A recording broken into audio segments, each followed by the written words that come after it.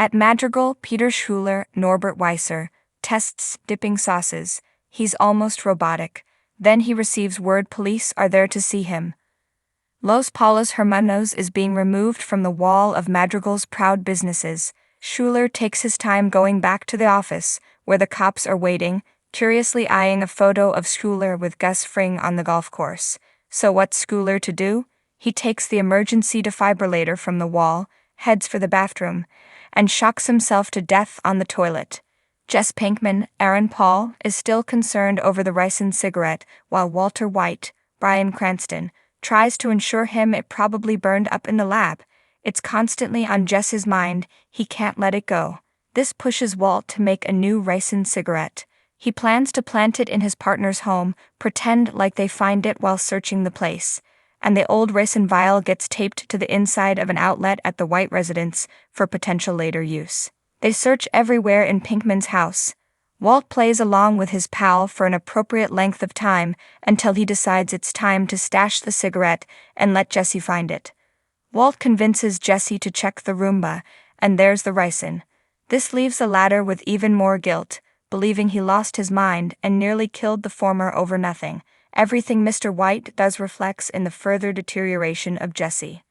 At home, Mike Ehrmantraut, Jonathan Banks, kicks back with a beer watching movies and resting from his wounds in Mexico. Soon he gets a visit from Jesse and Walt, who want to talk partnership and cooking again. They want Mike to help get the new meth business up and running. They're refused almost immediately. He's got no love for Walt or his tactics. You are a time bomb, tick tick ticking.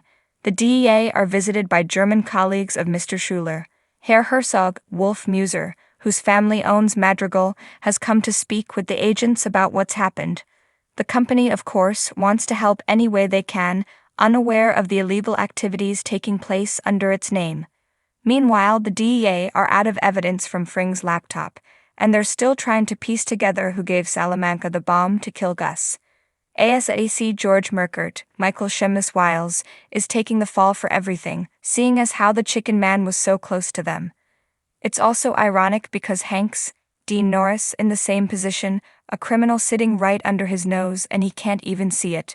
Tragic. In a diner, Mike sits reading a paper. Behind him sits Lydia Roderick Quayle, Laura Fraser, one of Madrigal's people. She's there to meet Mike, trying to be incognito. He has no time for her weird shit. She brings him a list of 11 names. These are people who could bring everyone down, herself and Mr. Ehrmantraut included. She suspects they'll all fold when the police turn up. She suggests permanent action, but he assures they're all well compensated for these types of situations. Mike has to go speak with Hank and Steve Gomes, Stephen Michael Quezada. They ask about his position at Los Palos Hermanos, doing corporate security, which he tells them involves loss prevention and employee background checks.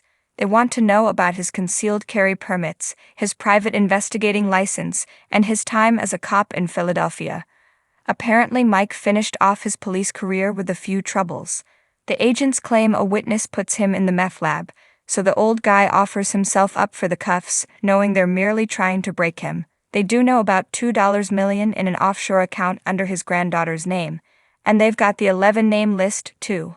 Over with Saul Goodman, Bob Odenkirk, we find Jesse and Walt brainstorming new places to cook meth.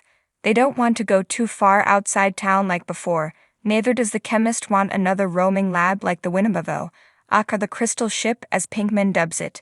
Plus, they're also looking to find methylamine. On top of it all, the lawyer's trying to convince his clients not to push things, but Walt's broke, and this puts him in a position where he's unwilling to stop, while there's gold in the streets waiting for them. There are problems already for Mike with the list of names. He gets a call from businessman Chow, James Ning, owner of the chemical warehouse, and the man wants to talk. It isn't a legal thing either. He's held at gunpoint by a man with a silenced pistol.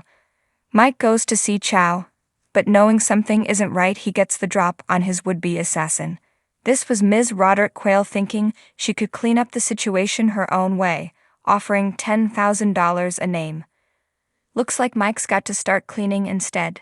Afterwards, Mike goes to Lydia's home where he holds her at the end of his gun. She asks not to be shot in the face. However, he lets her know.